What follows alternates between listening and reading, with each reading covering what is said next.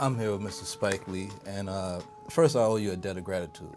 You gave me an opportunity with Get on the Bus to be a PA, and that changed my whole career, and Yeah. was the start of Black Tree Media. So I owe you that. I had to say that. All right. So Glad it thank you. worked out. It worked out. so, so here we are. 5 years after the Coming Katrina. April 29th. Yeah. Excuse me, August 29th. August 29th, coming up shortly. Right. And you have a second project, a follow-up to When the Levees Broke.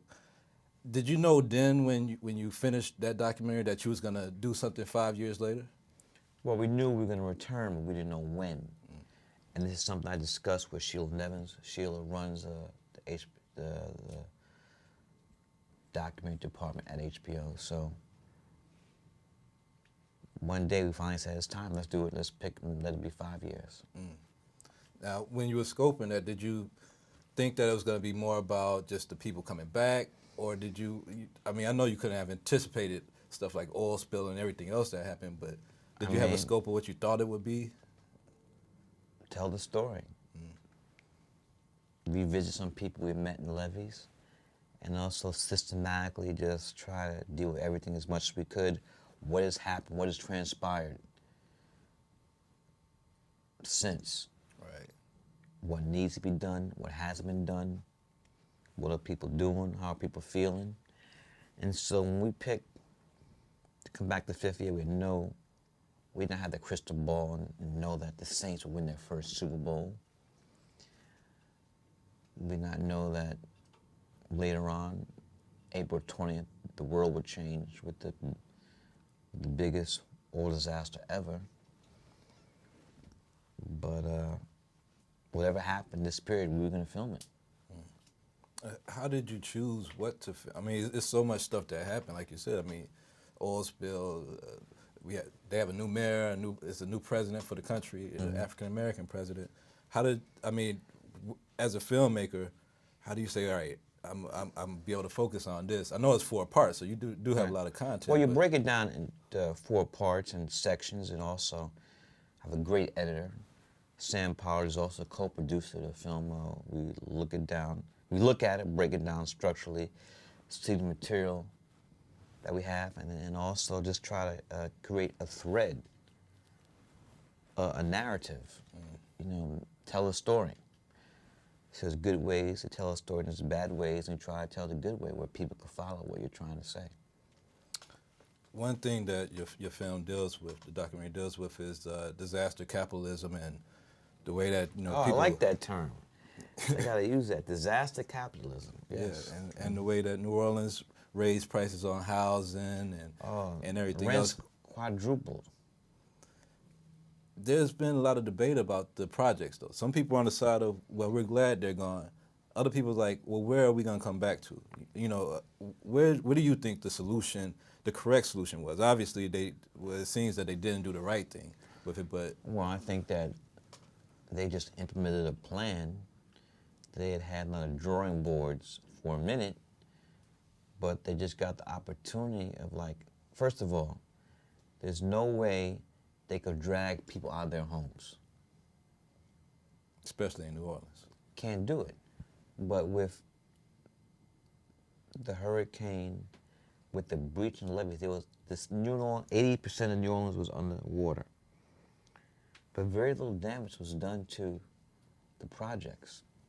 But there was a mandatory evacuation. So they seized that moment of the mandatory evacuation and locked it up. So people came back home. There was a fence and barbed wire. Doors were locked, windows were shut. It was like, yo, you're out. It was a gangster move, to be honest. It's pure gangsterism. Yeah. Mandatory evacuation. You come back, you can't get back to your house. And cool. then 2 years later, they knock it down. Right. I've had a love for this place for a long time, and like many, we were couldn't believe the ineptitude of the recovery effort, and coming down here and hearing people's stories and the frustration with not finding a clear path home. We naively thought we could help out. And it turns out I know a little bit about building. I certainly know people who know a lot about building. And we figured if we could bring them in, led by the community, and let the community shape it, appeal to the kindness of strangers, raise a few bucks, that we could actually become a catalyst in this hardest hit of areas. We started construction here in the lower Ninth Ward about a year and a half ago. Brad Pitt came down and toured this area. This was 2 years after the storm, and this area was still totally devastated. And so Brad convened a group of community leaders and residents, people living in FEMA trailers in this area, and asked them to come together and tell us about their needs. He didn't come in like a straight developer and say, let me sell you what let me sell you something and hope that you buy it. He said, this is what I envision, this is what I can bring to the table, and I want you all to come to the table in a fair way and help me to do this and give me feedback about what is actually doable in this community. It seems like everybody found hope earlier this year when the Super Bowl. When they won the Super Bowl. When they won the Super Bowl, and everybody's like, oh, well, I got to get back to New Orleans. The city's coming back alive. Then here you go, April, and you got the Great Horizon disaster. What do you think that, I mean, I know it was probably disheartening to a lot of people, but It was devastating to people. what does that do for the future, the people that were planning to come back? Does that like just monkey wrenching the plans now? We can't come back and rebuild New Orleans because it's going through this, or is it still the same hope? It's still a struggle. Here's the thing, as Ned Sublette said in the film, 30% of the African American population still is not returned. He used the term 37% is in exile. Now, there are 2 reasons for that. 2 reasons. One reason is that a lot of people who moved to Atlanta, moved to San Antonio, moved to Houston said, man, I got a better job, I'm making me some money, the schools are better, my housing is better, my way of life is better, I'm staying here. Then you have the other people who like, look, I want to get back, but I have no place to live, there's no jobs, and rents are skyrocketed. So the people who want to come back should be able to come back. Where was the safeguards? I mean, we spoke on disaster capitalism. We know Halliburton is like the icon of disaster capitalism.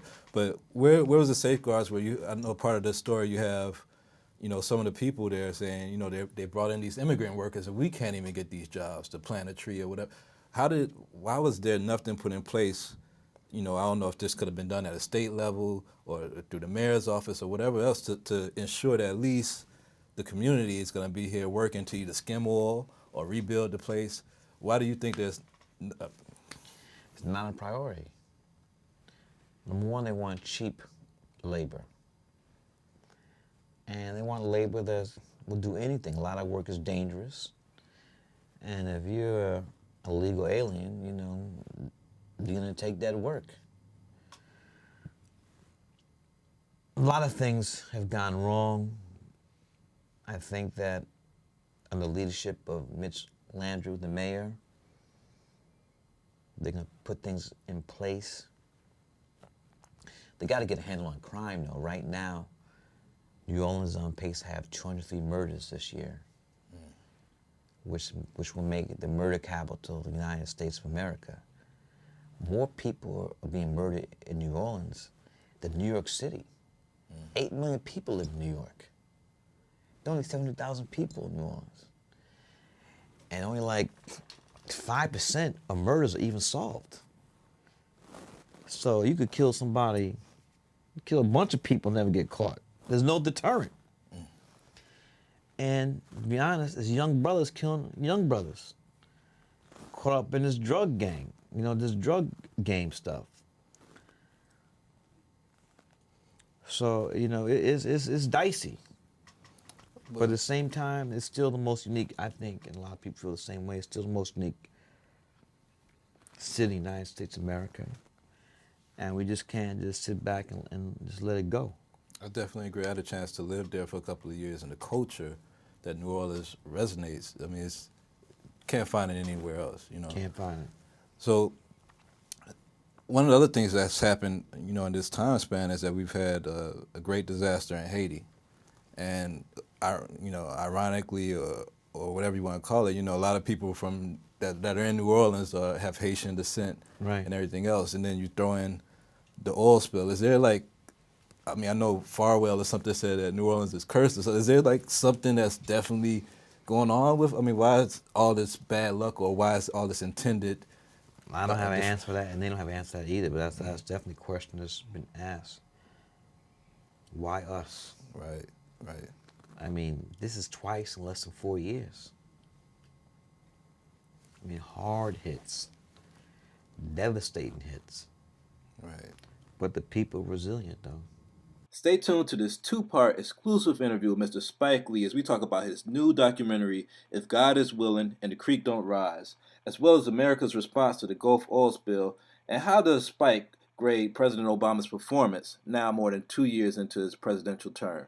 Stay tuned to Black Tree TV. You know, when I caught up with you last time, we was in Toronto before your film America at St. Anna, and at the time President Obama was right on the eve of the election. Mm-hmm.